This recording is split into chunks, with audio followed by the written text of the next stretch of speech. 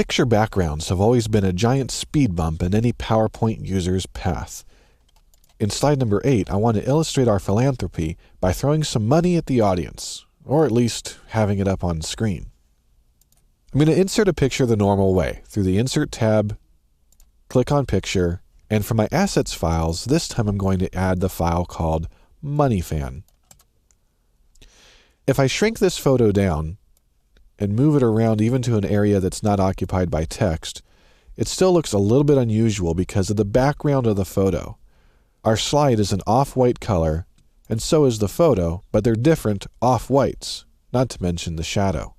Now I can add a picture style to this photo, but that still isn't going to help, even one with a frame. It works, but it's not the effect I'm looking for. Instead, we're going to remove the background. That way the picture that I want, that is the hands and the money, will show through using my background and not the original one in the photograph. In prior versions of PowerPoint, I'd be stuck here. I'd have to use a tool like Photoshop to remove the background, and that would take quite some time. But with PowerPoint 2010, the background removal tool is built in. Let's give it a whirl. I'm going to select the photo, and from Picture Tools Format, all the way on the left, choose Remove Background. Immediately, PowerPoint tries to decide what areas I want to keep and what areas to discard. You'll see that most of the photo has been tinted with a purple hue. This is what PowerPoint thinks I don't want. The part that's still colored is what PowerPoint is prepared to keep. Notice this frame surrounding the picture. I can adjust this, telling PowerPoint more precisely what I want to keep. And as I redraw this, PowerPoint recalculates everything. For example, if I move it close like this, PowerPoint assumes that I only want to keep this side of the background. But I don't. I also want this hand over here. It didn't quite pick that up yet. Thankfully, there's a few tools up in the upper left-hand corner in the Background Removal tab that I can use to refine PowerPoint's understanding of what I want to keep and discard. Let's go ahead and mark some areas to keep. By clicking on this tool, my pointer now represents a pencil. I am now going to draw a line by clicking and dragging, then letting go. And that tells PowerPoint I want to keep everything that I touched from the beginning to the end of my line. I'm going to do that again over here where it somehow missed part of the dollar bill. I'm going to click, drag across, and let go. You don't need to be precise. Just make sure you don't accidentally click on any area that you don't want to keep. Looks like part of the hand is missing over here, so I'm going to go ahead and click and drag over that as well. This picture is already looking great. In fact, I'm going to zoom in a little bit using the zoom slider so we can really see what's going on here, just in case I want to be a little bit picky.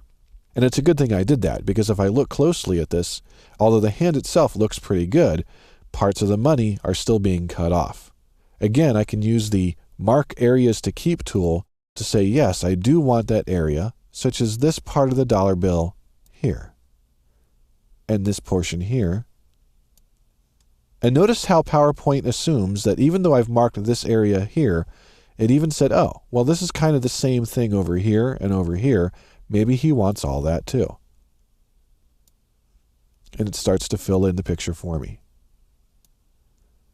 Now, this may seem like it takes a lot of time, but I guarantee you it's pretty quick when you get the hang of it, and it's a lot faster than using another program to do it. Another way to speed this up is to tell PowerPoint the sections of the photo that I don't want, and I'll use the Mark Areas to Remove tool to do this. This may seem redundant as most of the picture background is already removed, but if I stress this to PowerPoint, it starts to really understand. Here I'm drawing a line just across the picture that's already been moved out. And by doing so, especially if I get close to the money, it'll better understand what I'm doing.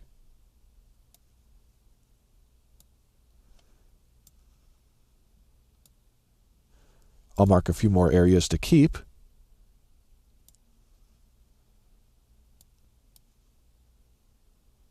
Do a quick check to make sure I didn't miss anything.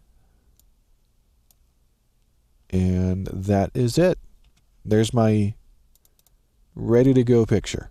Once I'm done, I'll click on Keep Changes. And now you can see the background has been removed and replaced with what is my real background in the back of the slide. Let's use the zoom slider to see the entire slide. Now I can see the finished result. And notice how now, when I take this and position this near my text, it shines right through. At this point, I'm going to use the rotate tool to rotate this image around 180 degrees. Move it down to the bottom of my slide. I can make it a little larger if I want to. Use my arrow keys to adjust this exactly in the right spot. And I'm done. Just like that, those pesky backgrounds are history. This is one of those gotta try it features that's new to PowerPoint 2010. Try it out on your own presentation and I think you'll love the results. Keep in mind that if you start with a low resolution or fuzzy photo, your results won't be that great. This feature works best with high resolution, original photographs or illustrations.